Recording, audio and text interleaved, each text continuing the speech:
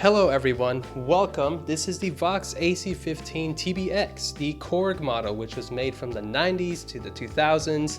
No tone cut, tube rectified, tube driven tremolo and reverb, MDF, baffle board, Alnico Blue Speaker, and yeah, you still got the MDF cap, so it's still heavy just like every other AC15 out there. But this by far is my favorite AC15. You really can't find them that much anywhere unless somebody has them listed locally because they don't like to ship these amps out. I just noticed nobody ever likes to ship these amps out, and the shipping cost is always pretty high. And I understand because it's a heavy amp and you just don't want to risk breaking something like this. It's a pretty cool amp. They retain their value, and they do cost a lot more than your regular AC15, but they're not really in that vintage $3,000 price range. They're pretty reasonable if you ask me, and they sound great, made in England if it matters to you. I did buy this from a store in Austin, Texas, which was a couple hours drive from me, Moon Music Pro. They gave me this free shirt to go along with this amp, and I just want to give them a shout out. They're not paying me, but I do want to give them a shout out because the store is very small and it had a great selection of amps and guitars, and I got to try it out, and the guy was very nice to me. I believe he was the owner, and I just want to give him a shout out. Moon Music Pro. You'll find them on Reverb. They have an Instagram, the website, and yes, if you're in Austin, Texas, check them out. I'm pretty sure you will not be disappointed. These little local stores tend to be the best ones if you ask me. So what I'm gonna do today, I'm gonna go ahead and show you guys the range of the knobs on this amp because like I said, you don't have a tone cut. You got your volume, treble, bass, you got your reverb, you got your tremolo, the speed and the depth, and your master volume, your standby, and your off switch.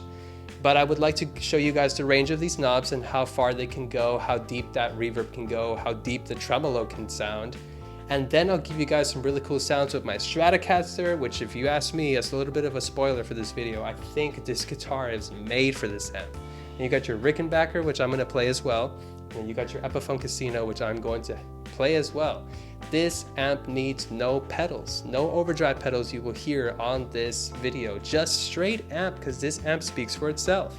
I love this amp, but I will give you my whole final thoughts on this at the end of the video, so stick around. Go ahead and enjoy the sounds. Let's get started.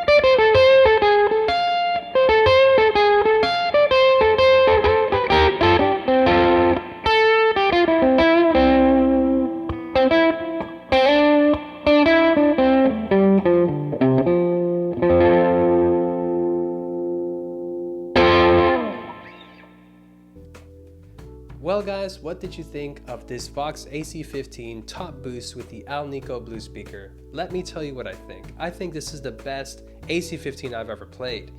I say that because I've owned many of the regular AC15s that is sold now. I don't really like that greenback speaker. I feel like the Alnico Blue is the speaker for a Vox amp, for any Vox amp. The Alnico Blue is by far the best one for Vox.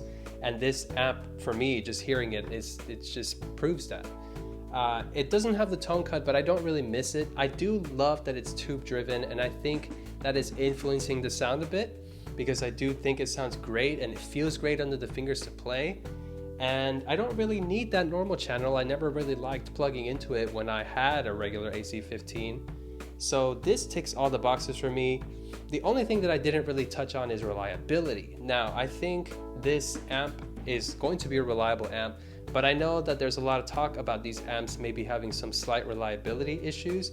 So lucky for me, this amp had already been seen by a tech and that was disclosed to me. So any of the issues that I guess could be seen with this amp was already addressed.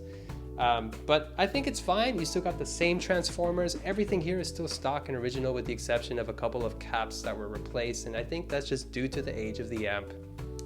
So I think it's a great one. If you ever get a chance to try them locally, or yeah, I would highly recommend it because you just might like it. If Vox was never truly your thing, if you were not really a fan of the regular AC15s, and you just so happen to see one of these for sale in your area or within a drivable distance, consider it, because I think this one, for me, it's the best one.